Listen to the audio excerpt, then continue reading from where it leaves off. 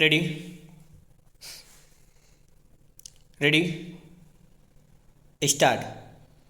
सभापति जी किसी भी देश के सामाजिक, आर्थिक और राजनीतिक विकास में शिक्षा का विशेष महत्व होता है।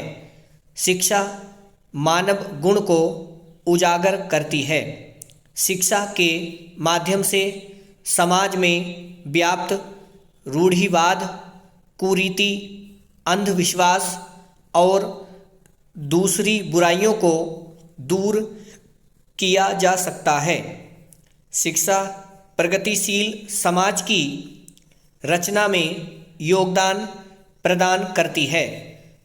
भाग्यवादिता और हीन भावना का अंत हो जाता है, जिससे मनुष्य में आत्मविश्वास पैदा होता है। यद्यपि आज गतिविधियां अत्यंत तीव्रगामी हैं, जीवन की गतिशीलता में शिक्षा कठोरक का कार्य करती है।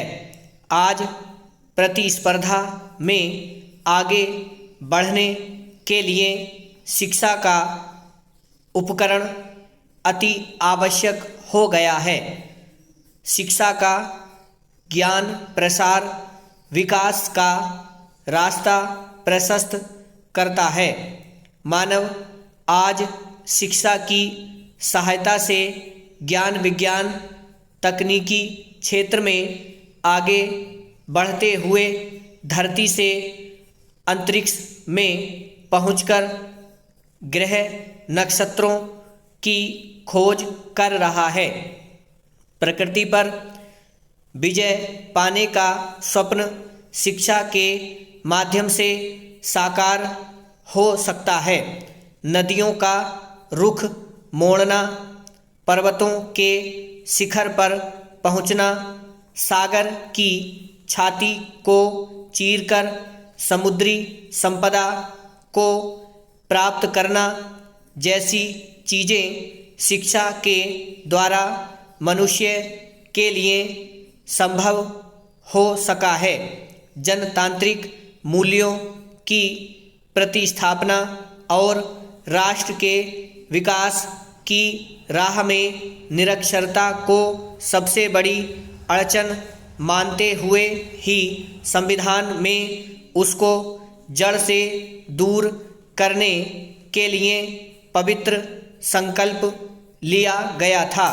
संविधान के चौथे भाग के अनुसार राज्य के नीति निर्देशक सिद्धांतों के अनुच्छेद 43 में कहा गया है कि प्रत्येक राज्य संविधान के लागू होने के बाद 10 वर्षों में 14 वर्ष की आयु तक के सभी बच्चों को मुफ्त और अनिवार्य शिक्षा दिलाने का प्रयास करेगा। लेकिन संविधान द्वारा हुए लंबा अरसा बीत चुका है, फिर भी अब तक देश में बहुत से बच्चे अशिक्षा के अंधकार में भटक रहे हैं। प्राथमिक शिक्षा शिक्षा रूपी इमारत की पहली मंजिल होती है। माध्यमिक और उच्च शिक्षा इमारत की 2 अलग अलग मंजिल हैं। माध्यमिक और उच्च शिक्षा दोनों प्राथमिक शिक्षा की पहली मंजिल पर खड़ी हैं। सभा अध्यक्ष महोदय, अगर नीचे की मंजिल कमज़ोर हो तो इमारत अधिक समय तक टिकी नहीं रह सकती। इसीलिए प्राथमिक शिक्षा की महत्वपूर्ण भूमिका को नकारा नहीं जा सकता।